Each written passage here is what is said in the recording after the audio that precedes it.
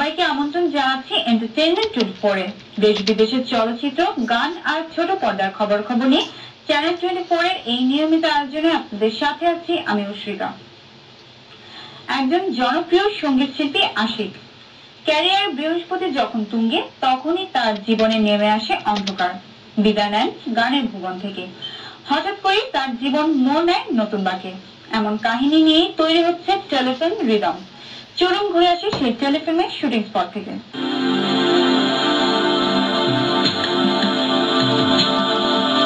গানের শিল্পী আশিক, সুর, তাল, লয় যার জীবনযাপনের রসদ।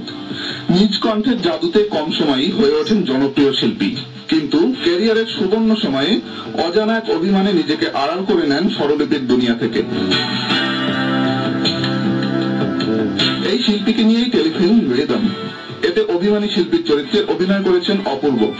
একটা মিউজিশিয়ানের লাইফে যে কিনা মিউজিক ছেড়ে দিয়ে এখন একদম সমস্ত কিছু ছেড়ে দিয়ে মিউজিক থেকে অ্যাটলিস্ট বাইরে, তো হঠাৎ করে একটা ছোট 10-12 বছর বয়সের একটা ছেলের সঙ্গে দেখা হয়। দেখা হওয়ার পরে ছেলেটাকে ও বাসায় নিয়ে আসে। বাসায় নিয়ে আসার পরে তখন প্রত্যেকটা পুরো নাটকটার সিনের মধ্যে আমরা দেখতে পাই যে এই মিউজিশিয়ানটির একটা প্রতিচ্ছায়া, প্রতিচ্ছবি ওই ছোট্ট ছেলেটার মধ্যে।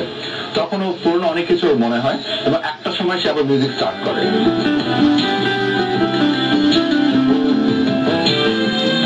আশিকের স্ত্রী আলিশা। গান পাগল স্বামীর জীবনে সে নিজের কোনো গুরুত্বই খুঁজে পায় না, যেন এক ঘরে দুই গ্রহের দুই বাসিন্দা। আলিশা চরিত্রে অভিনয় করছেন লাক্সতারকা ফারিয়া। একজন মিউজিশিয়ানের কি কি প্রবলেম ফেস করতে হয় পারিবারিক ভাবে, সে যখন সাংসারিক দিকে আসে, মানে সে যখন বিয়ে করে, মানে মিউজিক থেকে আমাদের দুজনের পরিচয় হয় এবং এই মিউজিকের জন্যই দেখা যায় যে আমাদের লাইফে অনেক প্রবলেম শুরু হয় মিউজিকের জন্য, যেহেতু সে খুব বেশি প্যাশনেট থাকে মিউজিকের ব্যাপারে। অপূর্ব ফারিয়া ছাড়াও এখানে গুরুত্বপূর্ণ একটি চরিত্রে অভিনয় করছেন প্রত্যয় খান। গীতিকার সুরতা রিপন খানের ছেলে প্রত্যয় দ্বিতীয়বারের মতো অভিনয় করছেন। রিদম টেলিফিল্মে তার চরিত্র একজন সঙ্গীত প্রেমী তরুণের, যে গানের জন্য ঘর ছেড়ে আশ্রয় নেয় আশিকের বাসায়। তো এখানে রোলটা হচ্ছে আমি আমার বাবা মার সাথে অভিমান করে একদিন ঘর থেকে বের হই, বিকজ আমি গান প্রিয়, আমার বাবা মা তো গান প্রিয়। তো আমার বাবা আমাকে মারধর করে। তো বের হওয়ার পথে তো আমার রাস্তায় আমার একজনের সাথে দেখা হয়। সে একটা বড় মিউজিশিয়ান।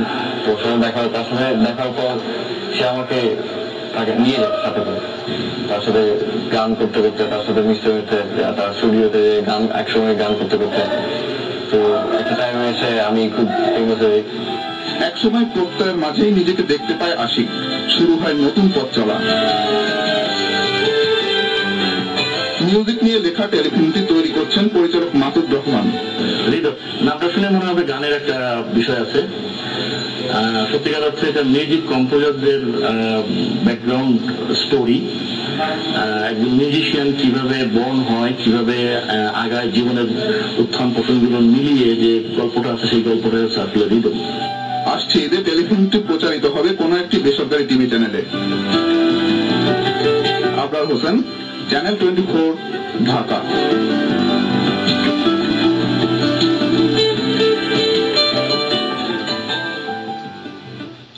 এই রিদম টেলিফিল্মের মাধ্যমে দ্বিতীয়বারের মতো অভিনয় করতে যাচ্ছেন সঙ্গীত শিল্পী পশি। আগামী সপ্তাহে শুটিং এর জন্য ক্যামেরার সামনে দাঁড়াবেন এই শিল্পী। টেলিফিল্মে পশিকে দেখা যাবে তার নিজের চরিত্রেই। টেলিফিল্মের পরিচালক মাসুদ রহমান জানিয়েছেন, গল্পের প্রয়োজনেই তাকে নেওয়া হয়েছে। রিয়েলিটি শো খুদে গান রাজের 2008 সালে আসরের চ্যাম্পিয়ন হয়ে শ্রোতাদের নজর কাড়েন পশি। এরপর কণ্ঠের জাদুতে হয়ে উঠেছেন জনপ্রিয়।